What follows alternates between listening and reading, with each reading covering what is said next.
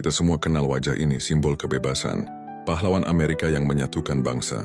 Tapi tahukah kalian, pria di balik tatapan mata yang dalam ini adalah salah satu presiden paling hancur secara mental dalam sejarah? Bagaimana jika kukatakan sebelum memimpin negara dia bahkan tidak bisa memimpin bisnisnya sendiri? Dan bagaimana jika kukatakan dia kalah dalam pemilu, bukan sekali, bukan 2 kali, tapi 8 kali? Selamat datang kembali di dunia fakta. Lupakan citra presiden. Mari kita bicara tentang Abraham Lincoln, sang gagal. Dia lahir dalam kemiskinan ekstrim di Pondok Kayu. Pendidikannya total hanya 18 bulan. Dia belajar sendiri. Di usia 20-an, dia mencoba berbisnis dengan membuka toko kelontong. Hasilnya, bangkrut total. Dia terlilit utang begitu besar yang butuh 17 tahun untuk melunasinya. Dia gagal sebagai pebisnis, lalu dia beralih ke politik. Dan disinilah daftar kegagalannya menjadi legenda. Dia mencalonkan diri untuk legislatif negara bagian, dan kalah. Dia mencalonkan diri untuk Kongres, dan kalah.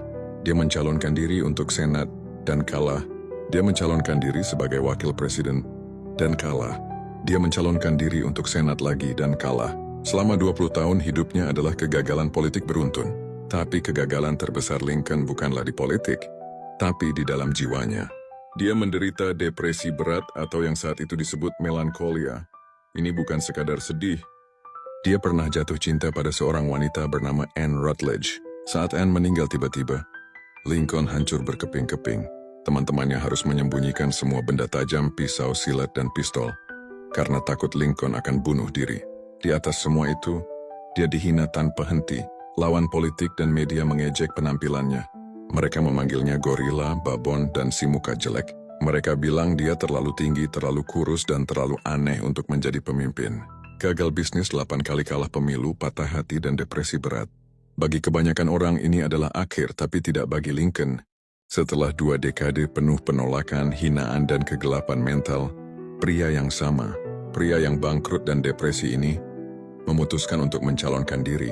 Bukan lagi untuk kursi Senat, tapi untuk jabatan tertinggi di negara itu, presiden. Dan di tahun 1890, pria yang kalah 8 kali ini, akhirnya menang. Dia pernah berkata, "Saya berjalan lambat, tapi saya tidak pernah berjalan mundur." Apa yang membuatnya berhasil? Bukan keberuntungan, justru kegagalan itulah yang menempanya. Depresinya memberinya empati luar biasa terhadap penderitaan orang lain.